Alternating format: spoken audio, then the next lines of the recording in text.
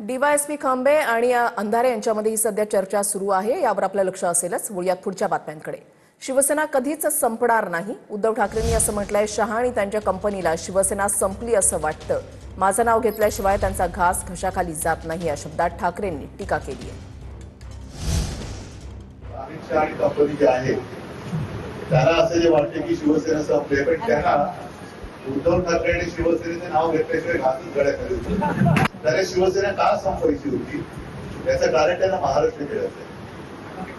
महाराष्ट्र मिळायचंय काय बोलतात ॲनाकोंडा, तुम्हाला खरा ॲनाकोंडा माहितीये? खरा ॲनाकोंडा माहितीये कोणाला? खरा ॲनाकोंडा हा खरंच आहे। आता हे एवढं म्हटल्यानंतर मी नाव दिले ते बरोबर आहे का चूक आहे? मला सगळंच गिळायचंय, पक्ष गिळायचंय, सगळंच गिळायचंय, महाराष्ट्र गिळायचंय आणि ते गिळू न देण्यासाठी त्याला शिवसेना नकोय। गिळू न देणारी ही एकटी शिवसेना, म्हणून त्यांना शिवसेना नकोय। आणि शिवसेना ही केवढंच ताकद